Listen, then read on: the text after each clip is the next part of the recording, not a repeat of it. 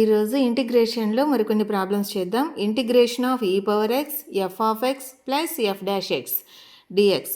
Answer ఏమవుతుంది? E power X F of X plus c. ముందు వీడియోలో కూడా చెప్పాం. ఈ పవర్ ఎక్స్ దగ్గర ఎఫ్ ఆఫ్ ఎక్స్ మరియు దాని యొక్క డిఫరెన్షియేషన్ ఎఫ్ డాష్ ఎక్స్ రెండు ఉంటే ఆన్సర్ ఏమవుతుంది?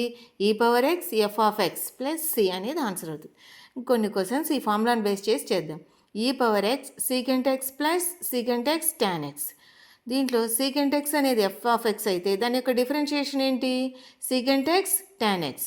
సో ఆన్సర్ ఏమవుతుంది? E power x secant x. So answer is e power x secant x. అదే మాదిరిగా e power X 1 plus x log x by x dx. దీన్ని ఎలా మనం సాల్వ్ చేయాలంటే ఈ పవర్ ఎక్స్ అంటే f of X plus F dash x రూపంలోకి మనం రాసుకోవాలి. ఫస్ట్ ఈ పవర్ ఎక్స్ ఈ డినామినేటర్ని విడివిడిగా రాద్దాం. 1 by x plus x log x by x split చేస్తున్నాం డినామినేటర్. అప్పుడు ఎక్స్ ఎక్స్ క్యాన్సిల్ అవుతుంది.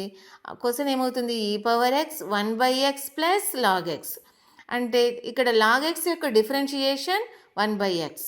సో ఈ పవర్ ఎక్స్ ఇది ఎఫ్ ఆఫ్ ఎక్స్ అవుతుంది, ఇది ఎఫ్ డాష్ ఎక్స్ అవుతుంది.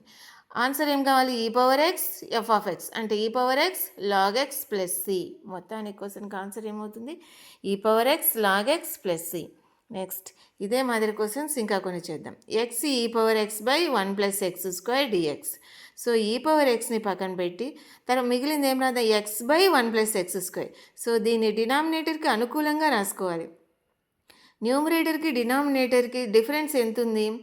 1 అనేది ఉంది. ఇక్కడ +1 ఉంది. పైన ఎక్స్ అనేది సింగిల్గా ఉంది, కింద ఎక్స్ +1 ఉంది. సో డినామినేటర్కి అనుకూలంగా ఇక్కడ ఏం రాసుకోవాలంటే ఎక్స్ని 1 ప్లస్ ఎక్స్ -1.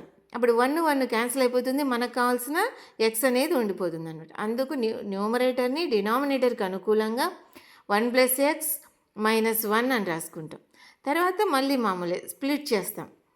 ఈ పవర్ ఎక్స్ డినామినేటర్ని విడివిడిగా రాయాలి. 1 plus X by 1 plus X whole square. తర్వాత -1 by 1 plus X whole square.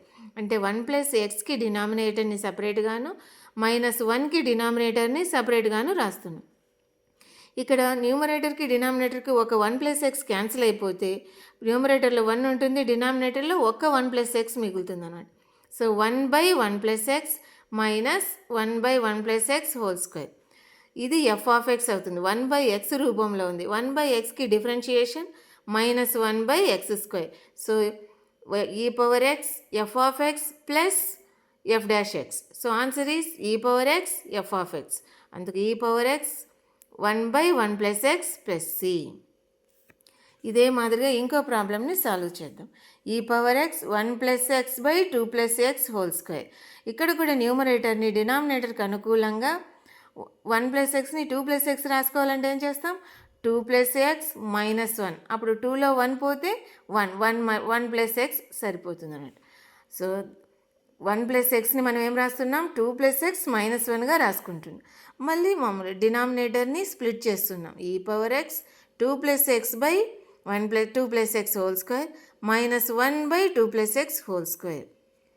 న్యూమరేటర్కి డినామినేటర్కి ఒక 2 ప్లస్ ఎక్స్ క్యాన్సిల్ అయిపోతే 1 by 2 plus X -1 by 2 plus X whole square.